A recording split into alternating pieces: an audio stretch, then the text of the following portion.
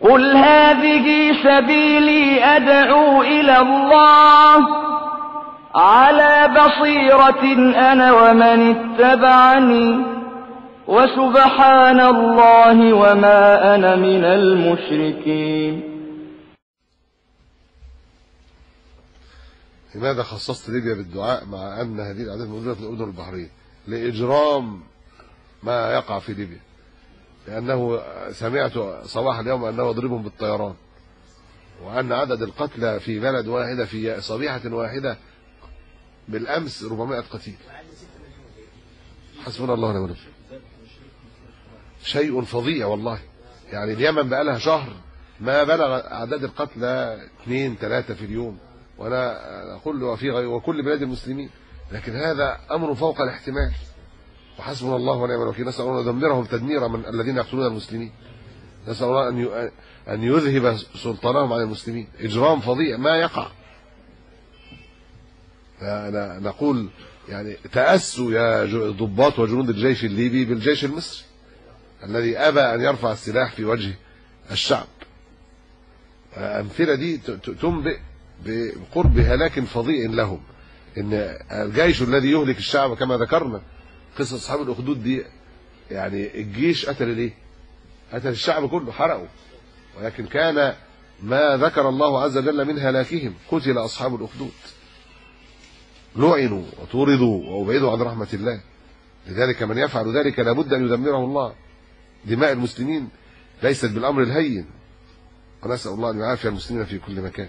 وأظن أن ما وقع بالنظام عندنا من ثمرة الجرائم التي وقعت أول يوم ويوم الأربعاء عندما اقتحموا يعني الميدان من أجل ذلك. وقد يعني من يراجع ما كتبناه قبل الأحداث بعد يوم الثلاثاء قلنا أن الدم يأتي بالدم، أنه يشعل النار. العجب أنهم لا يتعظون أبدا. كل منهم أتصورهم مثل هؤلاء الحكام الذين يريدون إبادة شعوبهم من أجل بقائهم في السلطة، مثل ما قال النبي عليه الصلاة والسلام: يحسب الفرات عن نهر عن جبل من ذهب فيقتتل عليه الناس، فيقتل من كل 199 فيقول كل واحد لعلي أن أكون أنا هو الذي ينجو. وإلا فالسعيد من وعظ بغيره. هذه طرق لا تؤدي إلا إلى مزيد من الدماء، ولو فعل ما فعل سوف تزيد الأمور يقينا. ولكن يقول لا أنا لست كالذين سبقوا. اتعظ ونقول لكل من على شاكلة هؤلاء: اتعظوا، توبوا إلى الله عز وجل. لو في توبة صادقة وتغيير حقيقي، هذا الذي يسكن الأمور. والتغيير الحقيقي بأن فعلا يتركوا ما أفسدوا يعني من البلاد. أتركوا هؤلاء ليسوا أهلا للولاية، عامتهم ليسوا أهلا للولاية، إن لم نقل كلهم ليسوا أهلا للولاية، بل هذه حقيقة فعلا. صفات الولاية ليست موجودة، فبالتالي كيف يعني يتشبثون بها بهذه الطريقة؟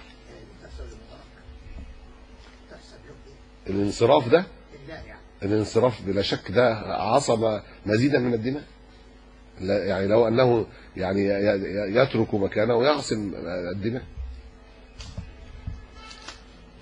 حقيقة. يعني أقل ثورة في عدد يعني القتلى فيها الثورة المصرية بالنسبة عدد السكان. يعني ثورة بشعب مصر بهذه الكثافة يعني يقتل فيها 300، هذا من رحمة الله بنا. ولعل هذا أيضا من إجابة الدعوات: اللهم اعصم دماء المسلمين وأموالهم وأعراضهم. والله الدعاء أمر عظيم القدر. وإلا يعني السلوكيات التي في شعب مصر شيء غريب الشأن والله العظيم. إن حتى العصاة والمفسدين بفضل الله عز وجل في الأغلب منكفين. الشرطة لغاية النهارده لسه ما فيش شرطة، ومع ذلك والجيش أصلا مش منتشر الانتشار ليه الذي كان. ومع ذلك فبفضل الله عز وجل أن عامة العصاة منكفين، روح العمل الخيري متضاعفة. وأنا أؤكد على الإخوة هذه المسألة. هذا لابد أن يكون الإخوة في كل وجوه العمل الخيري في رعاية الناس وباسم الدعوة. يعني هذا الأمر أمر مطلوب أن يظهر، لأن هناك من يحاول تهميش يعني دور الدعوة. فأنا أقول الإخوة ليس ابتغاء أن يكون لنا اسم ظاهر أو ليس لنا اسم ظاهر أو ولود، وإنما ابتغاء الأجر من الله عز وجل. خدمة المسلمين، خدمة الناس، هو الذي يعني يفتح الله به كثيرا من القلوب. عامة القلوب تفتح بهذا الخير، في تنظيم المرور، في النظافة، في تهيئة الأماكن مرة أخرى. لا يسبقنكم أحد إلى ذلك. الشباب كثيرون جدا وليسوا ملتزمين يبادرون بأنواع خدمة المجتمع، ويعني حتى تنظيف الأماكن ودهانها ونحو ذلك التي تأثرت.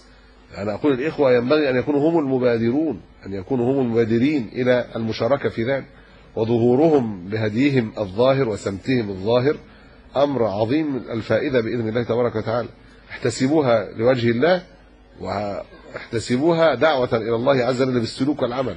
كل ما تجدوا بابا من أبواب الخير بادروا إليه، من رعاية المحتاجين، من تقليل الأسعار، من تنظيف الأماكن، من جمع القمامة، من تنظيم المرور. كل واحد ولو عدة ساعات في اليوم، ساعتين في اليوم، يساهم في هذه الأبواب يكون خيرا كثيرا، ربما يفوق في تأثيره ما تلقيه من خطبة أو درس. يعني الإخوة قد يكونون في حملات التوعية بقضية الشريعة الإسلامية ونحو ذلك، ومن أعظم ما يفعلونه من ذلك خدمة الناس، لأن هذه قضية المسلمين الأولى، والدعوة بالسلوك من أهم ما يؤثر في الناس.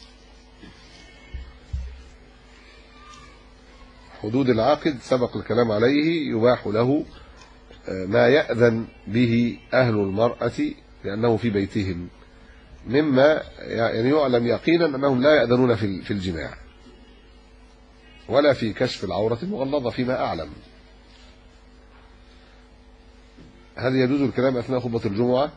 يجوز مع الإمام إذا كان هناك حاجة للكلام مع الإمام، وأما غير ذلك فلا يجوز، لأن النبي صلى الله عليه وسلم قال: ومن قال لأخيه أنصت فقد لغى. فإذا كان الأمر بالمعروف منهيا عنه، إذا كان من مس الحصى قال من مس الحصى فقد لغى، لغى لا يأخذ ثواب الجمعة. ومعنى بطلت جمعته عندما قال بطلت يعني بطل ثوابها كجمعة، لأن الجمعة لها ثواب عظيم، ولكن سقطت الفريضة، لا تبطل صلاته.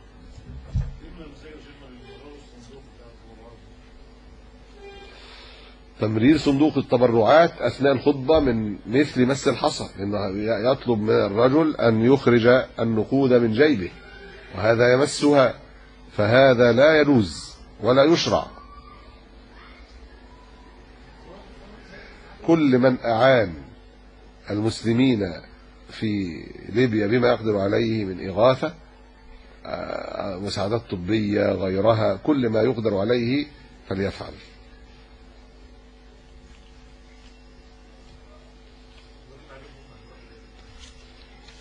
يجب على الضباط والجنود في كل هذه البلاد أن ينكفوا عن قتل المسلمين، لأن هؤلاء المسلمين يطالبون بحقوق، وإزالة أمثال هؤلاء الذين يعني وقع منهم تبديل شرع الله سبحانه وتعالى، بالإضافة إلى يعني هذا الرجل خصوصا القذافي هذا قد يعني تكلم بكلمات فظيعة كفره بعينه علماء أفاضل.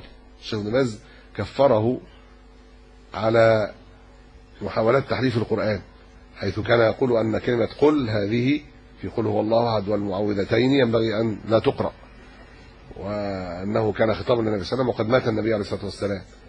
وكان أيضا في أحاديث صحفية قديمة كان يسمي نفسه رسول الصحراء، وهذا يعني والعياذ بالله بالإضافة للصد عن سبيل الله. نسأل الله أن يعافي المسلمين.